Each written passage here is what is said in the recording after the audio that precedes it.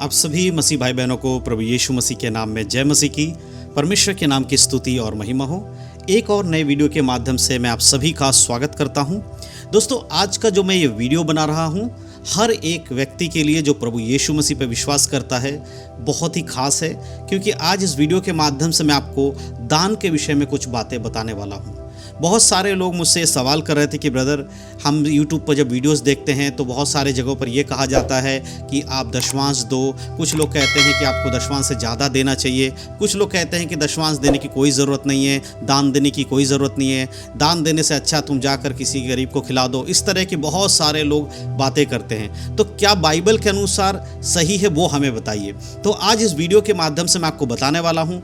अगर आप एक विश्वासी हैं, प्रभु यीशु मसीह पर विश्वास करते हैं, आप चर्च जाते हैं, बाइबल पढ़ते हैं, तो आज का ये वीडियो आपके लिए बहुत ज़रूरी है, क्योंकि बाइबल के अंदर दान के विषय में बहुत बार चीज़ों को बताया गया है, लिखा गया है। उसको समझना बहुत ज़रूरी है, क्योंकि अधूरे ज्ञान की वजह से आज बहुत सारे लोग बाइबल के अनुसार दान नहीं कर रहे होते हैं। वो अपनी मर्जी से जो उनको लग रहा होता है उसी प्रकार का काम कर रहे होते हैं। कुछ लोग दशमांश दे रहे हैं, कुछ लोग दशमांश नहीं दे रहे हैं, कुछ लोग दान बिल्कुल भी नहीं दे रहे हैं। तो आज इस वीडियो के माध्यम से आपको पता चलेगा कि आपको दान देना चाहिए या फिर आपको चर्च में दशमांश देना चाहिए, या फिर आपको कोई भी चीज़ देने की ज़रूरत नहीं है। ये सारी बातें आज इस वीडियो के माध्यम से मैं आपको बताने वाला हूँ, इसलिए वीडियो को बड़े ध्यान से सुनिएगा, समझने की कोशिश करिएगा। कुछ बाइबल के वचनों के द्वारा भी मैं आपको समझाने वाला हूँ। देखिए दोस्तों, सबसे पहली चीज़ तो आपको ये समझना होगा कि जो व्यक्ति प्रभु यीशु मसीह पर विश्वास करता है उसे बाइबल के अनुसार जीवन जीना बहुत ज़रूरी है।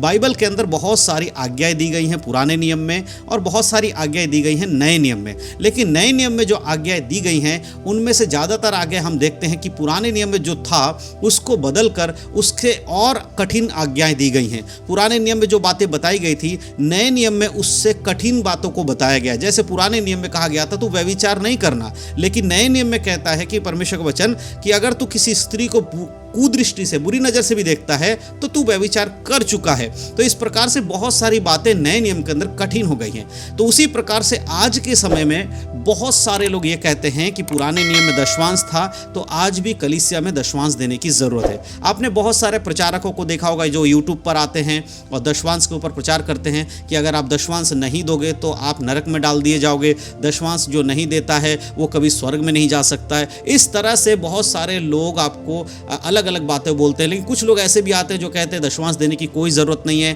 क्योंकि नए नियम में कहीं पर भी दशमांश के बारे में नहीं लिखा गया है। आप दशमांश मत दीजिए, लेकिन आप दान दीजिए। तो इन दोनों में से सही कौन है? क्या हम दशमांश दें क्योंकि दशमांश तो बाइबल में लिखा है पुराने नियम में कि देना चाहिए, या फिर नए नियम में दशमांश नहीं लिखा इसलिए ना दें? तो बहुत सारे लोगों के मन में सवाल रहता हो सकता है आपके मन में भी यह सवाल होगा, क्या हम क्या करें, क्या हमें दान देना चाहिए कि नहीं देना चाहिए?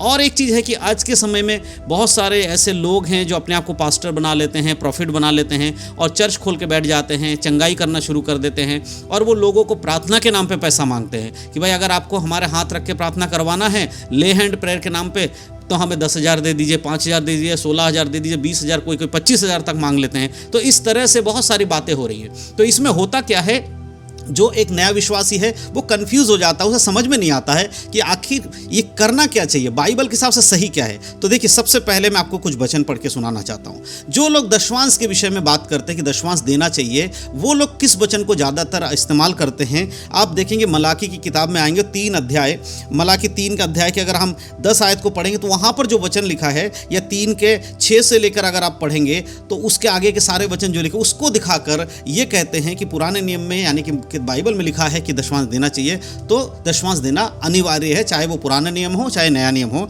तो कौन सा वचन ज़्यादातर लोग लेते हैं? वो ये कहते हैं कि 10, जैसे 3 का 10 पढ़ते हैं, कहते हैं वहाँ पर इस प्रकार लिखा है, सारा दशमांश भंडार में ले आओ कि मेरे भवन में भोजन वस्तु रहे, और सेनाओं का यहोवा यह कहता है कि ऐसा करके मुझे परखो कि मैं आकाश के झरोखे खोलकर तुम्हारे लिए अपरंपार आशीष की वर्षा करता हूं कि नहीं। तो ये वचन दिखाकर वो कहने चाहते हैं कि इस वचन में देखिए परमेश्वर कह रहा है क्या, अगर तुम दशमांश मेरे भंडार में लाओगे तो मैं तुम्हारे लिए अपरंपार आशीष की बरसात करूंगा। तो इसको दिखाकर लोगों को, विश्वासियों को कहते हैं कि आपको दशमांश देना चाहिए। तो क्या बाइबल के अनुसार ये आज नए नियम में लागू होता है?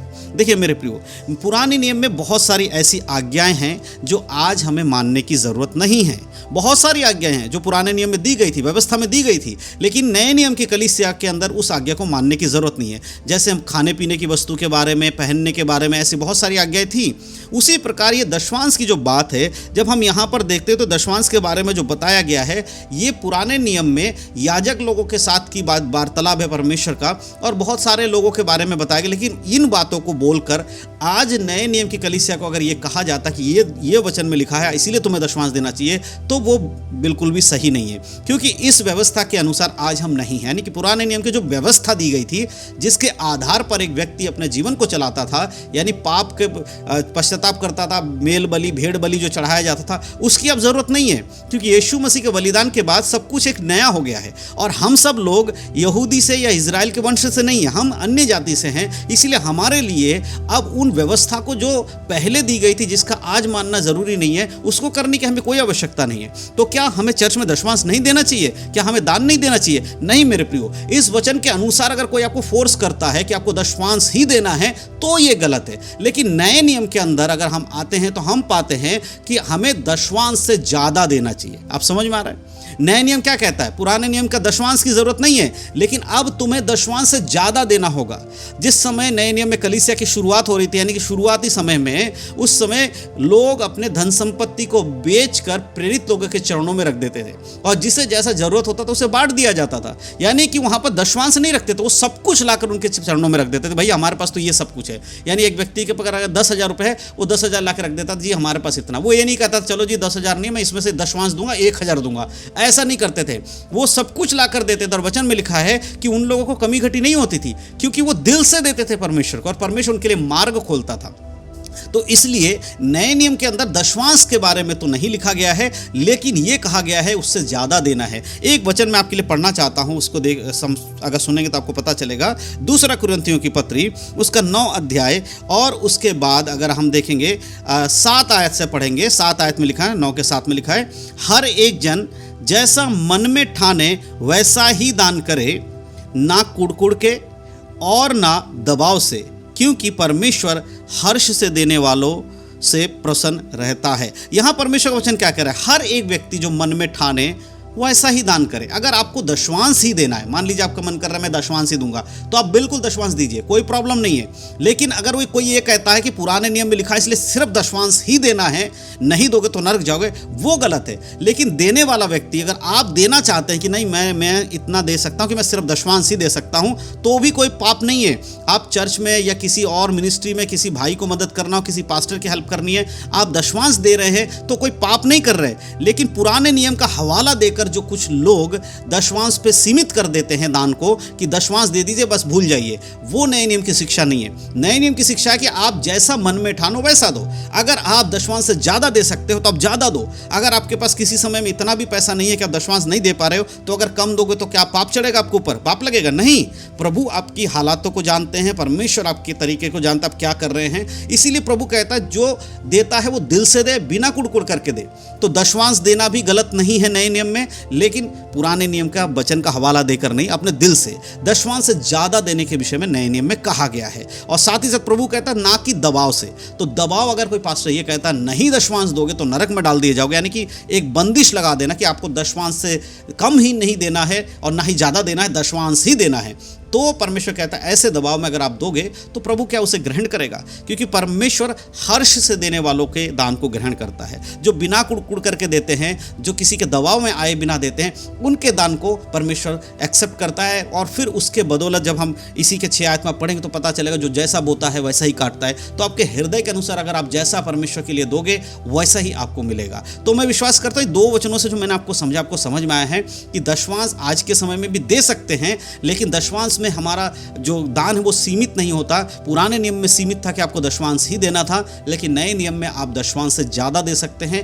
और अगर आपको कम है तो कम भी देंगे तो कोई पाप नहीं लगेगा। लेकिन कोशिश करिए कि आप परमेश्वर के राज्य के लिए जितना ज्यादा आप देंगे, प्रभु की ओर से आपको आशीषें उतनी ज्यादा मिलेगी। संसार में भी आशीष मिलेगी, और आपके दिए हुए धन के कारण एक व्यक्ति का अगर उद्धार होता है तो स्वर्ग में भी आपका प्रतिफल बढ़ेगा। तो ये तरीका है। तो नए नियम के अनुसार मसीहों को क्या करना चाहिए? दान देना चाहिए, दशवांश के हिसाब से देना चाहिए। तो दशवांश देना चाहते हो वो भी दीजिए, उससे ज़्यादा देना चाहते हो उससे ज़्यादा दीजिए, कोई बंदिश नहीं है। लेकिन पुराने नियम का हवाला देकर ये मत कहिए कि दशवांश ही दूंगा, उससे कम भी नहीं उससे ज़्यादा भी नहीं। ये एक शिक्षा गलत गलत है, लेकिन दान देना ज़रूरी है। आज के समय में अगर आप दान नहीं देते कलीसिया में तो आप कहीं ना कहीं परमेश्वर की आज्ञा के किसी एक भाग को आप नहीं मान रहे, क्योंकि बाइबल में लिखा है कि मसीहों को दान देना चाहिए। तो मैं विश्वास करता हूँ इस वीडियो के माध्यम से जो बातें मैंने आपको बताई, आपका सवाल का जो डाउट था वो क्लियर हो गया होगा। तो अगर वीडियो अच्छा लगा हो तो अपने मसीह भाई बहनों ने शेयर जरूर करें और प्रभु यीशु मसीह में बढ़ते रहें। यीशु आप सबको आशीष दे। यीशु मसीह के नाम में सबको जय मसीह की।